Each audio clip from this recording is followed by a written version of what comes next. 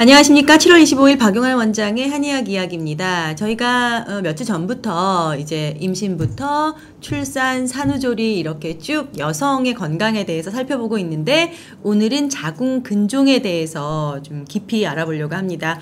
원장님 안녕하셨어요? 네, 안녕하세요. 일주일 동안 잘 지내셨어요? 네. 네. 오늘은 해가 떠서 기분이 좋습니다. 예, 자궁근종 하면 네. 그 대표적인 여성 질환이 아닐까 하는 생각이 들어요. 네, 몇 맞습니다. 가지로 나누자면 어떤 것들이 있습니까? 뭐 사실 근종을 나누기보다 자궁에 생기는 네. 큰 질환이 요즘 참 말이 옆에가 있긴 하지만 요즘 많이 뜨는 질환이라고 말하겠는데 예. 요즘 많이 알려진 질환이 자궁근종 네. 그리고 난소낭종 그다음에 자궁내막증 그다음에 다낭성 난소 증후군 뭐 이런 질환들이 굉장히 많이 앓고 네. 병원으로 또는 한의원으로 치료하기 위해서 많이 오시는 질병들이 종류가 있죠. 네. 왜 최근에 그렇게 발병률이 높습니까? 글쎄 그 여러 가지 이유가 있겠지만 최근에 상식적으로 알려진 선에서 살펴본다면 일단 생리를 제대로 빨리 처치하지 못한 것에 원인이 있다고 보고요. 예. 다음 시간에 좀 생리를 살펴볼 생각인데 네. 생리가 생리통이 있다든지 생리전 증후군이 심하다든지 그것들 중에 한 종류가 생리통이지만 네. 그다음에 생리 주기가 불규칙하다든지 이런 증상들이 있으면 일찍 빨리 발견되었을 때 치료를 하고 넘어가면 되는데 네. 그러지 않고 놔뒀을 때 병이 네. 깊어져 가지고 생기는 어떤 증상들이 있지 않나 생각이 들고 그 생리를 결정하는 것이 네. 피의 맑음 얼마나 이게 혈액순환이 잘 되느냐 이런 것들이 생리를 결정하게 되는데 그런 것들을 또 찾지 못하는 것. 그다음에 요즘에 식습관 자체가 보통 이 한마디로 그 서구화됐다고 얘기를 하잖아요. 네. 이 서구화됐다는 것 중에 사실 서구 사람들도 채식을 굉장히 많이 하는데 네. 식습관 중에서 유독 육식을 많이 하는 문화만 지금 동양권에 많이 흡수가 되어가지고 육식량이 엄청나게 늘었는데 예. 생리를 하는 학생들에게 실험을 옛날에 해본 다큐멘터리가 있었거든요. 네. 근데 이제 생리통이 아주 심한 학생들을 네. 모아가지고 대략 10명들을 예를 들어 채식만 하고 네. 이전에 먹었던 과자, 유제품 이런 것들을 아예 끊게 만들었더니 생리통이 반 이하로 줄었다고 합니다. 육식뿐만이 아니네요. 여러 가지 뭐 예. 과자라든지 지금 환경 호르몬이라고 부르는 그런 가공식품. 것들을 다 차단해 버렸죠. 네. 뭐 육식에 요즘 많다고 이야기를 하니까 그러니까 가공식품 그다음에 화학적인 뭐 조미료 뭐 이런 네. 것들에 의해 가지고 생긴 어떤 환경적인 질병이 있지 않나라는 생각이 네. 들고 네. 그런 것들이 몸의 체내에 계속 축적이 되면서 몸에 축적이 됐을 때 가장 많이 축적되는 부위가 독소가 축적되는 부분이 지방이 많은 부분 네. 그다음에 그런 것들이 림프를 타고 들어서 혈액으로 흘러 들어가 가지고 혈액을 또 깨끗하지 못하게 만들므로 인해 가지고 네. 생리라는 것은 사실 혈액이 그 어떤 뭐 호르몬의 영향에 의해 가지고 우리가 생물학 시간에 배웠던 그런 것 말고요. 네. 한의학적으로 봤을 때는 한 달에 한 번씩 여성분들이 내 몸에 피를 걸러내는 어떤 그런 그 정화 장치라고 볼 수 있거든요. 그렇기 때문에 그런 것들이 제대로 안 됐을 때는 빨리 조치를 취해 주시고 네. 나중에 큰 병이 안 걸리는 어떤 예방 단계라고 볼 수 있겠습니다. 예, 이제 최근 몇 주간 여성의 건강에서 쭉 살펴보다 보니까 임신도 그렇고요. 자궁의 네. 건강도 그 청소년기 때부터 내가 생리통이 심한가, 네네. 생리가 깨끗한가 이런 것들을 네, 맞습니다. 자기 몸 상태를 잘 살펴보면 그것 자체가 뭐 예방의 차원이라고 할 네, 수도 있겠네요. 맞습니다. 자궁 근종이라고 하면 자궁 내에 혹이 생긴 겁니까? 왜 네. 생깁니까? 아까 말씀드린 자궁 근종과 다란성 난소증후군, 그다음에 난소낭종, 그다음에 네. 자궁내막증 이렇게 구분했을 때 자궁병을 한의학에서는 요것들을 살짝 구분을 지었을 때 네. 시스트라든지 튜머 이런 그 혹이 있는 질환과 네. 그다음에 월경의 어떤 생리상의 문제인 것으로 구분을 합니다. 네. 그래서 근종과 난소낭종 이런 것들을 뭐 이것도 사실 학문적으로 구분하면 굉장히 종류가 많고 네. 어떤 부위에 있느냐에 따라서도 굉장히 그 종류가 많지만 아주 뭐 우리가 지금 뭐 그런 걸 공부하기 위한 자리는 아니니까 일반적으로 봤을 때는 어떤 종양이 있느냐 그것이 종양이 물론 조직학적으로 좀 틀린 종양이지만 혹 같은 종류로 되었느냐 아니면 약간 그 뭐 물혹 같은 그런 개념의 네. 혹 정도로만 돼 있느냐 더 나아가서는 뭐 암 같은 악성 종양도 있겠지만 그것은 암이니까 조금 여기서는 차치하고요. 네. 그다음에 생리의 상태로 봤을 때 부정기적인 출혈이 계속 일어나느냐 아니면 생리를 정상적인 주기가 맞지 않느냐 그다음에 생리를 했을 때 통증이 극심하게 맞느냐 뭐 이런 것들로 통해 가지고 다시 구분을 하는 게 다낭성 난소 증후군과 자궁 내막증, 뭐 자궁 성근증 이런 식으로 구분을 하게 됩니다. 네. 그 중에서 이야기를 드리기에 앞서 가지고 먼저 이제 자궁이라는 것, 그 다음에 이런 것을 한의학에서 어떻게 생각하는지를 먼저 조금 설명을 드릴게요. 네네. 그 한의학에서는 자궁을 피의 집이라고 봅니다. 그러니까 혈의 해라고 예. 보는데 피혈자에 바다 해자를 써서 네. 피가 그곳에 굉장히 많이 가득 들어간 기관이라고 보고요. 예. 똑같은 비슷한 별칭을 가진 오장육부 중의 장기가 하나 있습니다. 피가 들어있는 것이요? 피가 가득 찬 피를 심장? 심장 같은 경우는 피를 펌프질하는 네네. 곳이라고 보시면 되고요. 네. 피를 모으는 저장 창고는 간입니다. 그래서 간이 피의 저장 탱크라고 볼 수 있고요. 네네. 그 간에서 피를 얼만큼 많이 저장을 하고 있느냐가 뭐 현대의학적으로 말하면 빈혈이라고 볼 수 있겠지만 예. 한의학에서는 그 빈혈의 범위가 조금 상당히 좀 넓은 광범위한 의미를 가지게 되는데 네. 보통 이제 진맥을 하러 갔을 때 여성분들께 피가 좀 모자라시네요 라고 얘기하는 게 빈혈뿐만이 아니라 간의 기능이 조금 떨어졌다는 걸 의미하고 이러한 간의 기능이 자궁에까지 영향을 미쳐서 기능이 떨어졌을 때 자궁의 영향이 기능을 미칠 거고요. 또다시 다른 얘기로 조금 넘어가게 되면 아까 조금 전에 혈의 해라고 말씀드렸잖아요.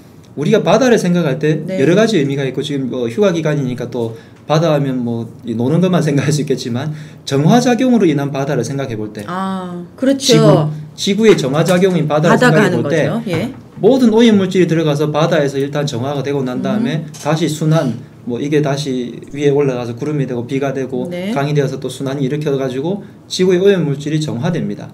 그것처럼 우리 몸에서 이 바다 역할을 하는 게 뭘까요? 혈액이요. 예, 피죠. 예. 그 피가 바다 역할을 한단 말이에요. 네. 지금 긴장하셨어요. 이 피가 바다 역할을 하는데 피가 얼만큼 많냐. 그리고 피가 아까 바다가 순환되는 것처럼 바다 물이 네. 순환되어서 끝에 흘러 들어가서 모이는 곳이 있는 것처럼 얼만큼 순환이 잘 되어서 이것들이 거름 장치가 잘 되느냐 하는 거거든요. 그럼 지금까지 드린 말씀들을 쫙 종합해 봅시다. 피의 바다인 간 그리고 자궁 이런 것들이 얼마나 깨끗한 피를 가지고 운용이 되면은 나중에 자궁에 그만큼 깨끗한 피가 들어가서 그 정화가 되면은 네. 다른 것들이 오염 물질들이 안 쌓일 거잖아요. 네. 근데 이런 것들이 제대로 장치가 되지 못하고 오염 물질이 쌓이고 자궁에 자꾸 영향을 주고 간에 피가 탁해진 피가 신장에 영향을 주고 자궁은 간과 신장이 영향을 미치는 어떤 장기라고 한의학에서는 그럽니다. 네. 예, 이런 것들이 피가 제대로 걸러지지 못한 상태에서의 자꾸 영향을 받았을 때 이 자궁병들이 생기게 되는 거죠. 그러면 자궁의 혈액 유입만 잘 되고 자궁의 혈액 순환만 잘 돼도 그러한 무록이라든지 무록이 더 심해진 예, 근종이라든지 예. 이런 것들이 예방이 된다는 거죠. 우선 그러면 지금 이제 네. 빨리 저는 그 혹시나 앓고 있는 분들, 네. 뭐 증상이 있는 분들에 대해서 네네. 대신 이제 질문을 해드리려고 기다리고 있었는데 예. 사실은 지금 박 원장님께서 말씀해주신 내용이 이 자체를 원리적으로 이해하는데 예. 굉장히 바탕이 되는 것 같아요. 내 몸에 그 좋은 혈액이 흐르면 자궁이 건강하겠구나 네, 맞습니다. 이런 것으로부터 출발을 하는 거네요. 예. 근데 자꾸 이제 근종 얘기하다가 이제 원리 얘기가 나왔는데 사진 좀 보여주세요. 그림이 있더라고요. 네, 근종이 이 그림은 이제 뭐 네. 근종과 낭종을 굳이 구분하자면 네. 근종은 너무 심해져가지고 이 조직 자체가 근육층의 어떤 종양 뭐 이런 식으로 생각하셔도 됩니다. 네. 그게 딱딱해진 것인데 지금 보시는 것처럼 각 부위마다 이렇게 있는데 뭐 점막하 근종이라든지 이런 것들은 조금 처치도 어느 난해하고 특정 부위에 생기는 게 아니라 자궁 전체적 어디든 생기는 부위에 따라서 이름이 좀 다른 거군요. 그렇죠. 네. 그래서 그 생기는 부위마다 이름도 틀리고 증상도 조금씩 틀리지만 네. 한의학이라는 것이 옛날에는 이렇게 스캔해가지고 아니면 초음파라든지 볼 수 있는 장비가 없었기 때문에 네. 이러한 위치를 가지고 구분을 하지는 않습니다. 이름도 적취라고 해서 네. 옛날에는 자궁에 어떤 병이 들었을 때 아는 경우가 네. 배에 뭔가 볼록 튀어나왔다든지 실제로 자궁에 기능인 생리상의 문제가 있다든지 예. 뭐 하혈을 한다든지 이런 것들로 알았죠. 네. 그래서 저러한 어떤 위치가 중요한 것은 최근이 되어 가지고 이제 더 많이 뭐 밝혀졌기 때문에 초음파 사진들과 네네. 다시 저희들이 쓰는 그 한약 자체가 어떤 식으로 위에 있는 근종일 때는 이런 식의 약들이 조금 더 듣는가 보다 지금 연구가 활발히 되어가고 있지만 네. 실제적인 한약에서 쓸 때는 아까 제가 말씀드린 개념과 원리적인 그런 접근들로 인해 가지고 치료를 많이 하게 됩니다.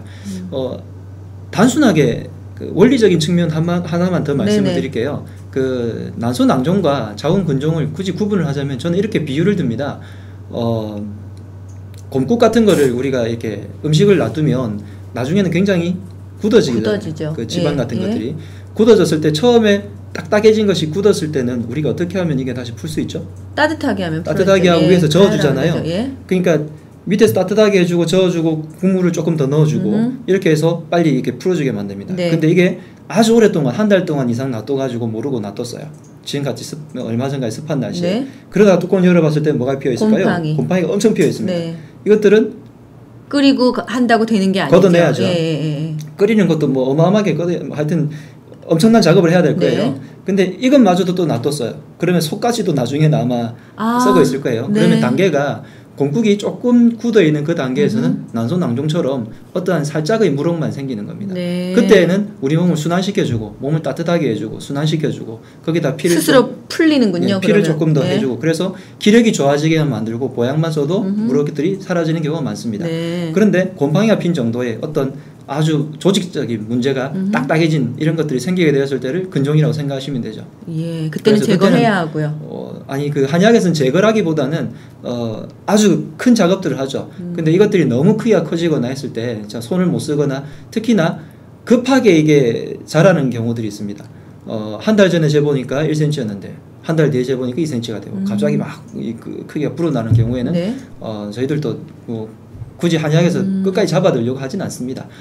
그 다음에 그 이상의 단계가 됐을 때는 조금 더 근종 외에 악성종양까지도 생각해 볼 수 있겠죠. 네. 그래서 제거하는 방법 외에도 아까 제가 원리를 말씀드렸다시피 우리 몸의 혈액을 조금 더 깨끗하게 만들어주고 순환을 시켜주고 그 다음에 근종에 관련된 근종이나 자궁 난소낭종이 한의학에서는 어떻게 설명을 하냐면 습한 기운, 그 다음에 어혈 이 두 가지로 가장 크게 이야기를 하거든요. 네. 그래서 습한 기운을 없애주는 그런 약물들인 복령이나 백출 뭐 이런 것들로 약간 이뇨시키는 그런 개념입니다. 네. 그런 식으로 해서 몸의 습기를 말려주고요. 그 다음에 어혈을 없애주는 도인이나 홍화, 그 다음에 삼능, 봉출 이런 약들로 어혈을 강하게 제거를 해주면 혈액순환도 잘 되게 됩니다. 그렇군요. 증상이 예전에는 그냥 배가 볼록한 정도로 느낀다고 하셨는데 현재 뭐 어떻습니까? 증상이 있습니까? 느끼는? 사실 근종 때 그 환자분들도 하혈을 하거나 네. 아니면 뭔가 이제 느낌이 배에서 만져지는 게 이상하게 생겼거나 예? 그렇게 했을 때 가시거나 그러지 않으면 정기검진 때 아는 게 대부분이죠. 그렇군요. 네, 그래서 이제 증상이 나타났을 때는 조금 진행이 됐을 상태인 가능성이 높고요. 그래서 뭐 여성분들도 1년에나 2년에 한 번씩은 자궁 자체 그 초음파만 해도 어떻게 대부분 드러나는 질환들이기 때문에 살펴보시는 게 좋겠고 그것보다 더 중요한 것은 한 달에 한 번씩 여러분들은 정기검진을 받고 계십니다. 그 상태가 조금이라도 나쁘면 네. 그 상태를 바로 치료하시면 예방이 충분히 됩니다. 폐경 후에도 생기나요? 폐경 후 같은 경우에는 근종 같은 경우에는 더 늘어나지 않는다고 하고 안 생긴다고 보통 알려져 있죠. 네. 그래서 근종이 있으신 분들도 폐경이 됐는지를 물어보고 예를 들어서 45세 정도에서 갑자기 근종이 생겼다면 부인과에서는 조금 있으면 폐경이 될 거니까 그렇게 되면 혈액 유입이 자궁에 크게 일어나지 않으니까 네. 근종이 커지진 않을 겁니다. 근종 자체가 우리 몸에 악영향을 미치는 것은 아니니까 어느 정도 커지는지 너무 심하게 발현되는지 아니면 다른 증상을 동반하는지에 따라 가지고 치료라든지 수술이라든지 이런 것을 고려하자고 얘기를 하죠. 한의학에서는 수술을 하지 않으니까. 그러니까 일단은, 폐경에 가깝거나 폐경 이후에 생기는 근종은 네. 아주 그 자궁의 활동이 활발할 때 생기는 것보다는 조금 위험성이 덜하군요. 예. 보통 그러면 몇 살 때 주로 나이는 크게 상관이 없고요. 아까 네. 요즘 근종이 많이 생기는 이유 중에 하나가 이 자궁 기능 중에서 가장 중요한 게 출산이거든요. 예. 그래서 늦게 결혼을 하고 늦게 출산을 하는 것이 네. 조금 그런 데 생기는 영향이라고 얘기를 있을 합니다. 수 있다. 물론 뭐 나중에 자궁 내막증이나 이런 질환들 중에 네. 원인 중에 그 양방에서 그 밝혀진 통계학상으로 밝혀진 원인 중에 하나가 다산이기는 하지만 네. 일단 자궁의 기능은 출산을 많이 해야 깨끗해집니다. 그 우스갯소리가 라고 볼 수도 있지만 조금 생각해 봐야 될 게 조선시대 여성분들은 생리를 거의 안 했다. 평생 동안 하는 말이 있거든요. 임신하고 있어서요? 네. 10대 때 네. 시집을 가서 네. 임신 정년기가 돼서 시집을 간 다음에 거의 대부분 임신을 바로 하죠. 네. 그리고 나서 출산을 겪다 보면 그리고 옛날에는 거의 대부분이 모유수유였지 않습니까? 네. 그래서 출산과 모유수유를 겪다 보면 거의 당연히 그 10개월과 모유수유 기간 거의 6개월 그러면 네. 1년 반 길면 2년까지도 네. 생리를 안 하죠. 생리를 안 하는 그러니까 거죠. 자궁 자체가 쉰단 말이에요. 네. 그런 기간들이 있다가 예전에는 거의 연년생이라고 들어보셨죠. 네네네. 거의 매년 애를 낳거나 아니면 이 2살 터울이 아주 많았습니다. 네. 그래서 거의 생리를 많이 해봐야 몇 번 안 하는 그런 상태가 네. 되어서 네. 자궁이 쉴 시간이 많았죠. 네. 근데 요즘은 매달 생리를 하는 것들이 30세 이상 심지어 35세까지도 요즘은 결혼 안 하시는 여성분들이 능력이 많으셔서 안 하시는 분들이 네. 많으신데 그러다 보면 자궁이 굉장히 지치고 순환이 좀 안 되는 그런 상태가 발현되겠죠. 네. 그래서 이제 미혼이고 네.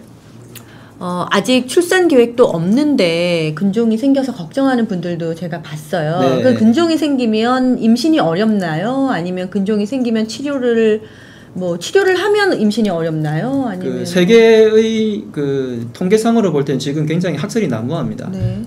근데 일반적으로 이 양방산부인과에서 말씀을 할 때는 네. 근종과 임신은 크게 특히 뭐 부위 따라 약간 차이는 있지만 네. 크게 관련은 없다라고 이야기는 하고요. 네.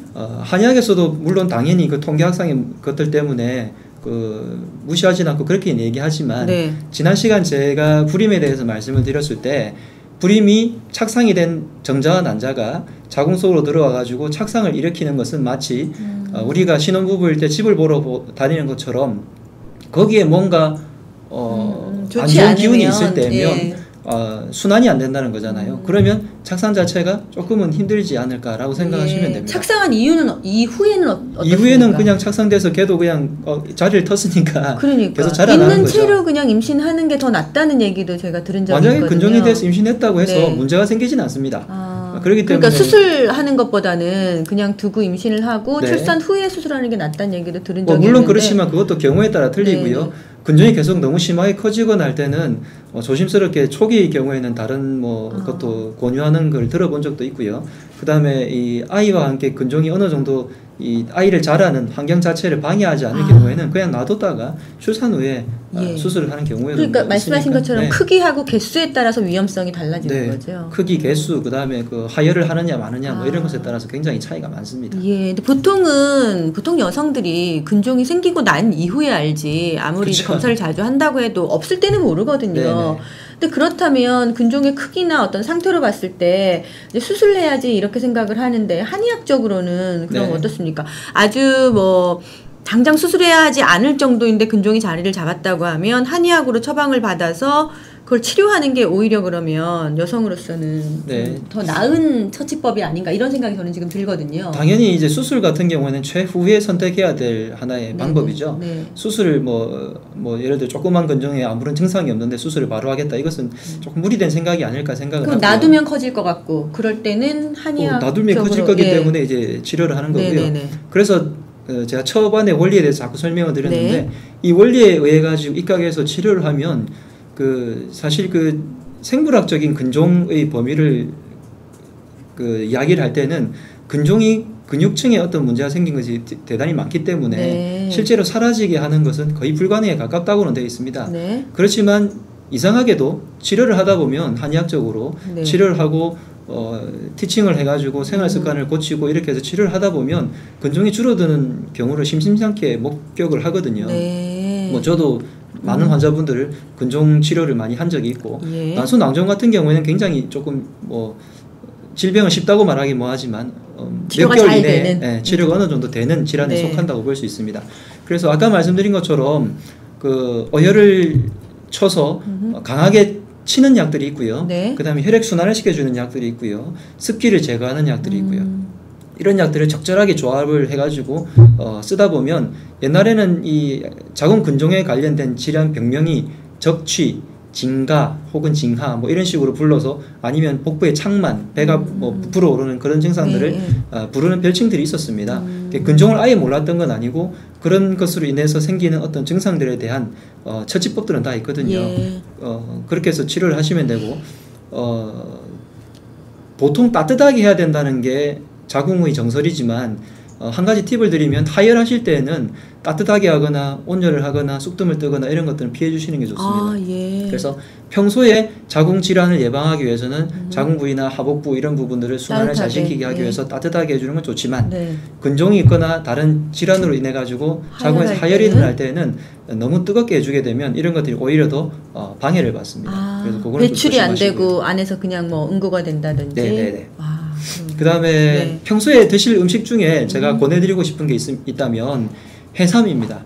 해삼이요? 예, 바다에서 나는 산삼이다 라는 정도로 해서 해삼이 있는데 해삼은 이렇게 반으로 가르면 몇 개월 뒤에 다시 이렇게 분기가 돼서 다시 똑같은 모양으로 자란다고 그래요. 아, 그래요? 조직적으로도 굉장히 그 재생도 빠르고요. 그 다음에 해삼뿐만이 아니라 사실 저는 여성분들이 바다, 해조류를 많이 섭취하기를 뭐 여성뿐만이 아니라 요즘은 몸에서 독소, 해독을 하는 그 시대잖아요. 네. 독소가 워낙 많이 들어오기 때문에 독소를 배출해 나가기 위해서는 해독 기능을 가진 해조류를 많이 드시라고 얘기하는데 특히 여성분들은 피를 맑게 하는 해조류를 많이 드시고 뭐 해조류는 생물이지만 그 중에서 해삼 같은 경우에는 특히 임신 때에도 많이 드시기를 권해드리고요. 예. 피를 맑게 하니까. 네네. 해삼이 피를 맑게 한다는 얘기를 들은 적이 있는 것 같아요. 그래서 그 해삼을 굉장히 많이 저는 권하고요. 그다음에 뭐 예를 들면 김, 미역, 다시마, 톳 뭐 이런 요즘 뭐 서울에 올라와서 제가 처음 먹었는데 매생이, 전라도 음식 맛있더라고요. 그런 해조류들을 많이 드시면 굉장히 좋습니다. 예. 해조류가 뭐 피를 맑게 하는 그 원리가 사실 장을 깨끗하게 해서 피를 맑게 하고요. 속에 들여다보면 식이섬유라든지 식물성 단백질이라든지 김에는 거의 뭐 40% 가까이가 좋은 단백질도 포함되어 있고요. 그다음에 미역 같은 경우에는 식이섬유가 수용성 비식이섬유와 불용성 식이섬유가 골고루 들어있는데 그 중에서도 아주 많은 음식 중에서 거의 탑 1, 2, 3 안에 들어가는 게 미역입니다. 그런 해조류들을 어쨌든 자주 섭취를 해주시면 피도 맑아지고 자궁도 더 건강해지지 않을까 생각합니다. 네, 지금 말씀하신 게 치료와 예방에 관한 얘기였네요. 이제 대표적으로 가장 많이 알려진 이제 질환이 자궁 근종이었고요. 다음에 이제 자궁 내막증에 대해서 알아보려고 하는데요. 자궁 내막증이란 자궁 근종과 어떻게 다릅니까? 근종은 어떤 종양이 생긴 거고요. 내막증은 자궁 내막이 다른 곳에 위치하는 겁니다. 다른 곳에 위치해요? 네, 자궁의 내막이 그 정자 난자가 나중에 착상하는 곳이 내막이잖아요. 그런데 이 내막에 있는 조직이 자궁에 있으면 한 달에 한 번씩 그 내막에서 피가 쌓였다가 임신이 안 되면 바깥으로 빠지는 게 생깁니다. 보통 생리라고 하죠. 저기 원장님 그림 보고 설명하면 조금 쉬울까요? 저희 그 자궁 그림 좀 보여주세요. 저 내막 자체가 두꺼워지냐 안 두꺼워지냐 하는 건데 그 자궁 속막 내막이라고 적혀 있죠. 저 부분 자체가 두꺼워지는 거예요. 도톰해져 가지고 착상이 잘 일어나게 하는 부분인데 두꺼워지는 것은 자궁 내막 증식증이라고 부르고요. 자궁 내막증이라고 하는 것은 이 내막 조직이 자궁에 있지 않고 밖에 장기로 빠져나가는 겁니다. 그래서 생리를 할 때 우리가 당연히 자궁이 아플 거 아니에요. 근데 생리를 할 때 자궁이 안 아프고 뒤에 있는 항문이 아프고 뒤에 있는 장기들이 아픈 거죠. 그래서 생기는 것이 자궁 내막증입니다. 그렇기 때문에 이 자궁 내막증은 한의학에서 말하는 전형적인 어혈 증상으로 볼 수 있고요.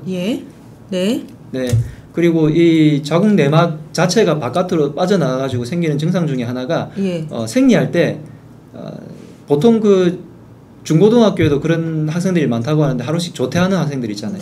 극심한 생리통을 겪는. 근데 이게 그 말 그대로 떼굴떼굴 구르는 생리통이죠. 그리고 통이 있을 때 그냥 단순하게 배가 아파요, 뭐 몸살이나 이 정도가 아니라 극심해가지고 뭐 허리를 항문이 못 빠진다든지 펴요, 뭐 이렇게 골반이 부서질 것 같아요. 뭐 이런 식으로 뭐 척추를 따라 올라가면서 뭐 통증이 있어요. 네, 저도 하도 많이 듣다 보니까 이제 어떤 통증인지 알 것 같은 정도로 네, 아주 심한 통증을 호소하시거든요.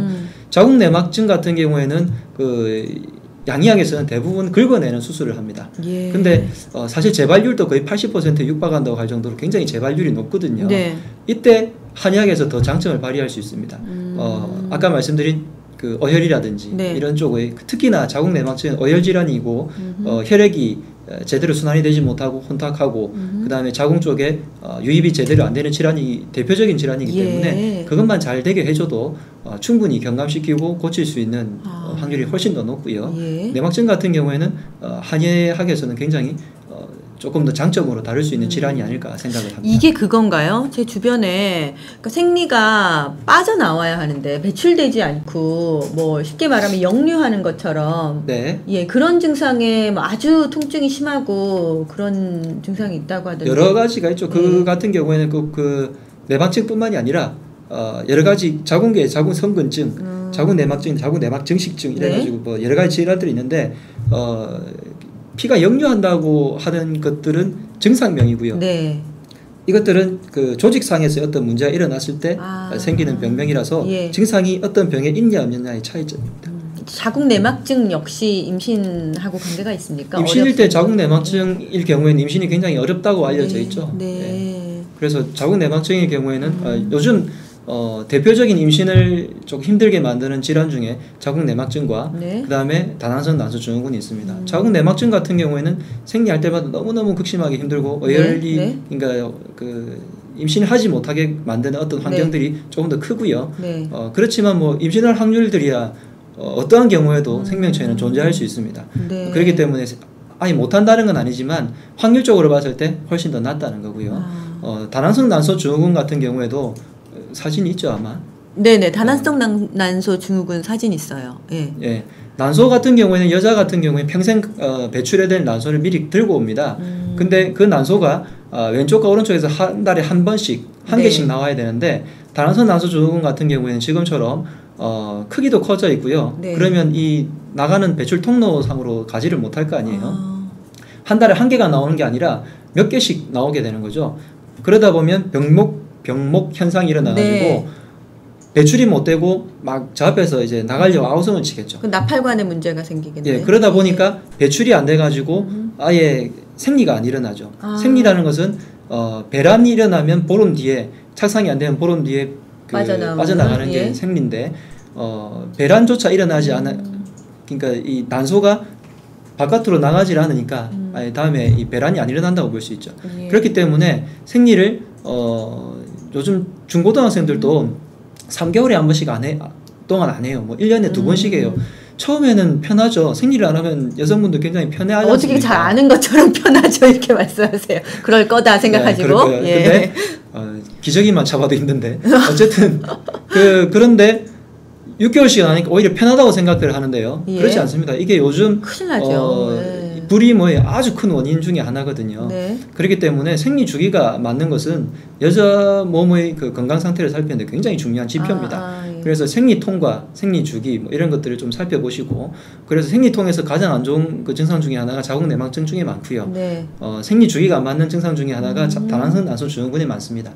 그래서 생리를 잘 살펴봤을 때 문제가 일어났을 때 이런 문제가 있으면 초경 때 뭐 예를 들어서 14세 때 여자가 초경을 하는 게 정상인데 14세 초경 때 조금 뭐 주기가 안 잡힐 수는 있지만 대략 1년이 지나고 나서도 주기가 안 잡힌다면 빨리 치료하면 훨씬 더 쉽습니다. 그 다음에 다낭성 난소 증후군일 때 가장 피해야 될 것이 바로 비만입니다.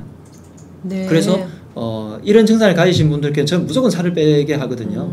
그래서 운동도 많이 하시고 그다음에 아마 난소에 어떤 이런 문제가 생긴 그런 그 이유 중에 큰 이유 중에 하나가 환경 호르몬 영향이 아닐까 생각을 하기 때문에 과자라든지 유제품 그다음에 육식 지나친 육식 이런 것들은 좀 피해 주시고 특히 운동을 안 하시는 하체 비만이신 분들에게 좀 그런 경향들이 많으니까 제가 다이어트일 때부터 지난 시간에 여성의 불임, 뭐 자궁의 어떤 이런 것들 쭉 말씀드리면서 일관되게 하복부 순환이나 골반 순환에 관련된 것들이 환경 호르몬에 대해서 말씀을 쭉 드렸습니다. 네. 그렇기 때문에 그런 것들이 하체 비만을 좀 더 일으키고 특히나 요즘 그 시대에 여성분들이 그 골반 주변, 허벅지, 그다음에 발목이 두꺼워서 그런 곳에 또 몸매에 불만을 가지신 분들이 많은데 이런 것들을 좀 참고해서 생활을 하시면 더 좋지 않을까 생각이 듭니다. 네, 저희가 지난번에 난임에 대해서부터 지금 이제 여성 건강을 살펴보면서 네. 임신하고 출산하고 산후조리하고 수유하는 모든 것이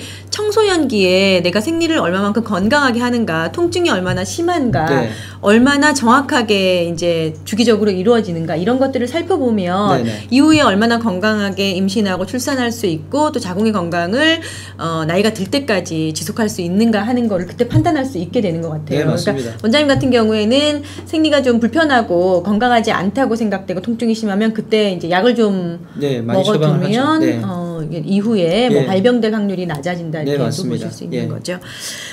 보통 사람들이 이제 얼굴 보면 어느 부위에 네. 트러블이 생기면 어느 장기가 나쁘다고들 얘기하잖아요. 자궁의 네. 경우는 어떻습니까? 보통 뭐 입 주변이라고들 예, 보통 하던데. 이 펜 하나 빌릴게요. 네. 이 라인을 인맥 라인이라 그럽니다. 네. 요 위에부터 뭐 동맥이라고 부르기도 하지만 네. 죄송합니다. 임동맥 라인 자체에 자궁이 많이 드러나고요. 네. 특히 이 부분 인당 부분이나 입술 주변, 그다음에 턱 주변 이 라인, 이 중앙 라인 세로로 중앙 라인이요. 네, 세로로 중앙 라인에 문제가 생겼을 때 네. 자궁에 어떤 문제가 드러나는 부위라고 얘기를 하고요. 예. 그다음에 손 같은 부위에서도 이 어제 밑부분 이 부분이 네. 자궁이 드러나는 부위라고 이야기를 하고요. 팔목 가까운 부분이요. 손톱을 저는 굉장히 중요하게 여기는데 네. 손톱의 색깔이 지금 보시면 허여멀건한 분이 계십니까? 봤을 때 핑크빛이 돌아야 되거든요. 지금 보시고 계시네요. 네. 그래서 위쪽에 반달이 좀 충분히 형성되어 있고요. 핑크빛이 있고 내가 눌렀을 때는 하얘졌다가도 손을 뗐을 때 다시? 빨리 핑크빛이 돌아오면 정상입니다. 예. 근데 이 손톱이 하얘가지고 그냥 뭐 희말이 없이 보이면 그것을 피가 아까 피의 양이라고 제가 설명드렸잖아요.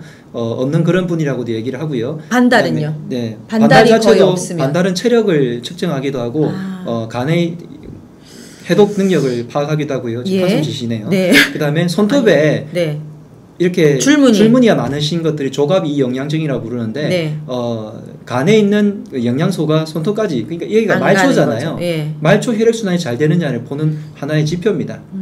그렇기 때문에 손톱을 굉장히 중요하게 여기고 손톱만큼이나 말초 혈액순환을 보여주는 곳 중에 하나가 바로 머리카락입니다. 예. 머리카락이 푸석하나 윤기가 없느냐 이런 것들이 간의 피가 제대로 돌아가느냐를 보는 것 중에 하나고요. 네. 그다음에 임동맥 라인이 만나는 입술의 색깔. 그래서 여성분들이 빨간 루즈를 바르는 이유가 내가 그만큼 건강하다는 것을 보여주기 위한 거라고도 하죠. 네. 그래서 입술의 색깔이 옛날에 우리 그 시조에서 앵도 같은 입술 네, 그런 식으로 촉촉하게 있으면 자궁 기능이 그만큼 좋다고 볼 수 있습니다. 예. 네.